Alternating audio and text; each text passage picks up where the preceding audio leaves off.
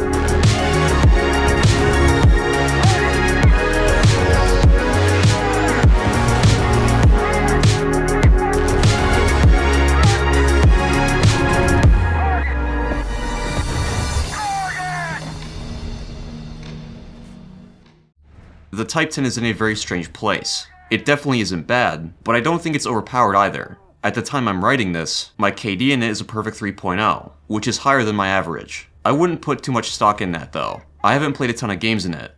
I think that when people see a tank that can fire quickly, they assume it must be broken. It's assumed that most engagements are even, where two tanks meet frontally and shoot at the same time. In the case that neither of them disable each other, the tank with the faster reload will win. This perfect scenario rarely happens though. More often than not, you get shot in the side by a tank you never saw. The Type 10 is superb at flanking, since it's decently fast, low profile, has an adjustable suspension, and has that nice reload rate.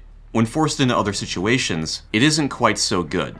On city maps, for example, it's at a disadvantage for two main reasons: poor armor coverage and low turret traverse. The Type 10 survivability, like the Type 90 before it, is really bad. I can count the number of times I didn't get one shot on one hand. It still has whole ammo stowage, and an even smaller ready rack than the Type 90. The crew are also packed fairly tightly. It's laid out in such a way that no matter where you shoot it, you'll probably kill the tank. Shoot the left side of the lower front plate, you hit the fuel tank and the ammo. You shoot the right side, you kill the driver and gunner. The armor can stop top tier rounds, but it's incredibly sparse. Basically, if you can get a good flank or get to a good sniping position, you can rack up kills easily, but the second someone looks your way, you're pretty much dead. It's more akin to a light tank than an MBT.